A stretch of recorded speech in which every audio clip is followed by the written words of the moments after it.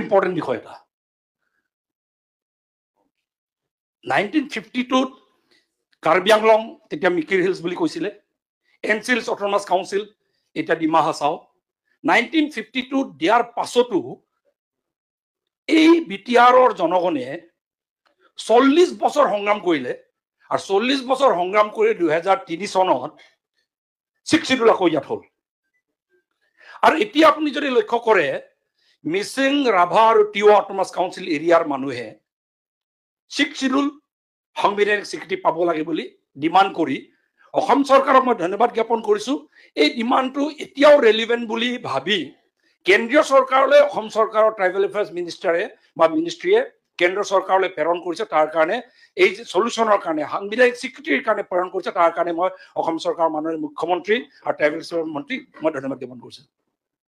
So এতিয়া প্ৰশ্নটো হ'ল after 73 years why is it still relevant মই ইনা যেতিয়া আপোনাৰ কনস্টিটিউয়েন্ট এসেম্বলি যেতিয়া ডিসকাশন হৈ আছিল আপোনাৰ বিফোৰ ইন্ডিপেন্ডেন্স আৰু এই আইডিয়া 6 শিডিউল আইডিয়াটো কৰ পাইলে কোনে দিলে অসমৰ জনগণে নিজে নিজে ট্ৰাইবেল সকলে নিজে নিজে বনাই লোৱা আইডিয়া 6 শিডিউল নে কোনে বনাইছে এটো স্বাধীনতাৰ আগতে হৈছে আইডিয়াটো কনসেপ্ট হৈছে what was this idea and why is it still relevant অধ্যক্ষ মহোদয় মই বি.আৰ. আম্বেদকাৰৰ আমাৰ ভাৰত ৰত্ন বি.আৰ. আম্বেদকাৰ আমাৰ সংবিধানৰ সৃষ্টিকৰ্তা তেখেতৰ কমেন্ট এটা মাজত পালো তেখেতে কৈছিলে উত্তৰ পূৰ্বাঞ্চলৰ ট্ৰাইবেল সম্পৰ্কে এটা কথা কৈছিলে তেতিয়া এই ড্ৰাফটিং কমিটি যেটা চলি আছিল সংবিধান যেটা ড্ৰাফট চলি আছিল তেতিয়া according to Dr. B.R. Ambedkar the tribal people of Assam differed from the tribals of other areas he felt that the position of the tribals of Assam was somewhat analogous to that of the Red Indians in the United States who are a republic by themselves in that country and were regarded as separate and independent people অধ্যক্ষ মহোদয় এতিয়া এই red Indian আমেৰিকাৰ red ইণ্ডিয়ানৰ কথা যেটা ক'লে মই আমেৰিকাৰ ৰেড ইণ্ডিয়ানৰ বিষয়ে অলপ অধ্যয়ন কৰিলো আজি ডোনাল্ড ট্ৰাম্প এমাহৰ আগত শপত গ্ৰহণ কৰিছে পৃথিৱীৰ ভিতৰত এক নম্বৰ ৰাষ্ট্ৰ বুলি কয় তাত থকা ৰেড ইণ্ডিয়ান সকলৰ অৱস্থা কেনেকুৱা বুলি যদি আজিৰ তাৰিখত সোধে অধ্যক্ষ মহোদয় the Red Indians more accurately referred as Native Americans or indigenous people of the United States faced centuries of displacement violence cultural suppression following the arrival of European settlers in the America আজি কি অৱস্থা এখনকলৰ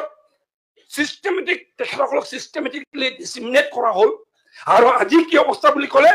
আজিৰ তাৰিখৰ ৰিপৰ্টটো হল today the Native Americans continue to preserve their culture tradition while facing challenges like poverty health disparities land dispute many tribes have received political and economic autonomy সরকারের ভিতরে পাইছে কিন্তু however historical injustice still impact indigenous community leading to ongoing struggles for rights and recognition আজিও America পৃথিৱীৰ ভিতৰত এক number ৰাষ্ট্ৰ বুলি কোৱা দেশত ট্ৰাইবেল মানুহৰ এই অৱস্থা হৈ আছে কিন্তু এই যে ৰেড ইণ্ডিয়ান সকল যে নাইকিয়া হৈ গ'ল আমেৰিকাৰ পিকচাৰ পা আমেৰিকাৰ হিষ্ট্ৰী পা নাইকিয়া হৈ গ'ল এই ট্ৰাইবেল নৰ্থ ইষ্টৰ ট্ৰাইবেল সকলৰো হলেহেঁতেন কিন্তু নৰ্থ ইষ্টৰ ট্ৰাইবেল সকলক এই আমেৰিকাৰ ৰেড ইণ্ডিয়ানৰ নিচিনা নাইকিয়া হৈ যোৱাত বাধা প্ৰদান কৰি আমাক প্ৰটেকশ্যন প্ৰদান কৰা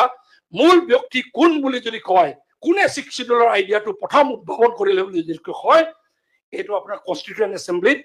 ড্ৰাফটিং কমিটিৰ কনস্টিটিউশন সংবিধান ড্ৰাফটিং কমিটিৰ মূল সৃষ্টিকৰ্তা ডক্টৰ বি.আৰ. আম্বেদকাৰ ভাৰত ৰত্ন আৰু ভাৰত ৰত্ন গোপীনাথ বৰদলৈ আমাৰ